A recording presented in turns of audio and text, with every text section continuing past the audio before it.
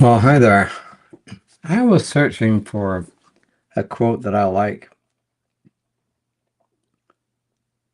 A part of you has grown in me, and so you see, it's you and me together, forever and never apart, maybe in distance, but never in heart. And that was anonymous.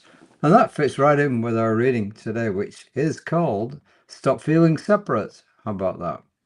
And sometimes the explanation here can be a little confusing, but we'll see how it goes. First quote is from Plotinus from the Enneads, again, Roman numeral 6, verse 9.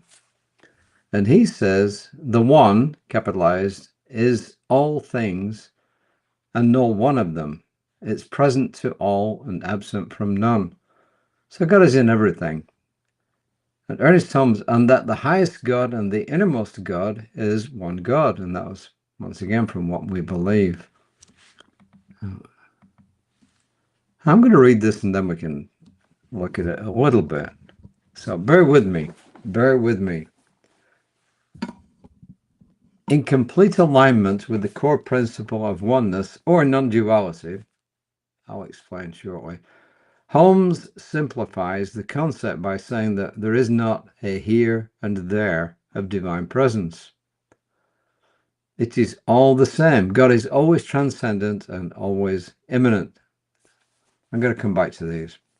There are simply not two gods. This reflects the panentheistic perception of the divine. Still, when in prayer or recognition, many, and he says even in New Thought movements, haven't really reoriented themselves to this understanding, instead tending to pray to a deity outside of themselves. He says, for me, this was the missing piece in my understanding more than 40 years ago. Then he says, when I first heard this explained to me by the woman who would later become my wife, her name was Barbara. She's since passed away. The words changed everything. God wasn't watching me. God was in me. God was me. What took me just a little longer to embrace was this, that if it were true for me, then, yeah, it had to be true for everyone, including anyone whom I judged or disliked. They are God every bit as much as I am. And with this understanding, I found forgiveness and compassion much easier to express. And he ends by saying, this expanded my understanding, and it also helped me to stop feeling separate from others. It opened my heart. Yeah, there's a lot of misunderstandings here. When people say, I'm God, it doesn't mean to say, like in the movies where somebody, I forgot his name now, was God for a day, right? And he had all this power and he could do anything, but then it overwhelmed him because he was having to answer all these millions of prayers and everything. And no, it's not like that. What they're really saying here is, or what we're really saying here is quite simple, really, that there's a source that brought everything into being, and that source is in and through and as everything. And in that sense, every single thing that you see is God. And when they talk about non-duality, they mean to say there aren't two opposing forces in the universe, good and evil, light and dark. No, there's only one. Is there evil around? Well, it depends how you define it, but yeah, there are things that go on that are not, for want of a better expression, good and wholesome. But there aren't two opposing powers. There isn't God and the devil opposing each other. There's simply God, and everything that happens within the one mind, which is God, the one everything, which is God. So that's what they're saying here. And panentheistics is simply the term that says God is all there is.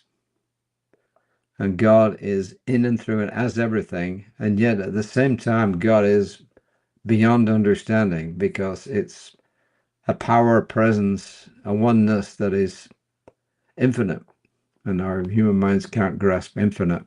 So when they say immanent and transcendent, they're saying, yeah, God is in and through and as everything, but God is also more than everything. Maybe that's the easiest way to understand it. God is way so much more than everything you see, so much more than the universe. So that's probably the easiest way to talk about this. I am not separate from divine presence. Well, I don't like to use the word not. I am one with the divine presence. I'm God expressing into life. I'm God expressing into life. Yeah, I did a little bit of research on this on AI about, does the subconscious mind ignore the not? And the answer tends to be that when you say, I'm not separate from the divine presence, yes, your subconscious mind can take that as saying, I am separate from divine presence, because apparently the negative doesn't always work when you're trying to influence your subconscious mind. And the other way of looking at this is to say that your subconscious mind and my subconscious mind are all part of the group human subconscious mind. And the group subconscious mind is in itself, like we are, all one in the universal subjective, the universal subconscious mind, which is in and through everything. So that's another way to look at this stuff. So hope it all makes sense. And just take a deep breath and just let it go. And just know with me that all is well, and all shall be well, and all manner of thing shall be well. And that was Julian of Norwich, a mystic from 700 years ago, approximately, way back when.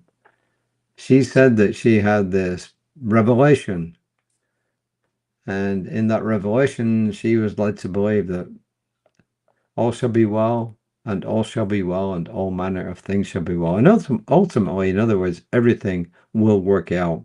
Things may not look like they are now, but ultimately, they will work out. So that, my friends, is my offering for today. Creative Life Spiritual Center will have a service tomorrow at 11 o'clock, and it will be broadcast live on Facebook at our Facebook page.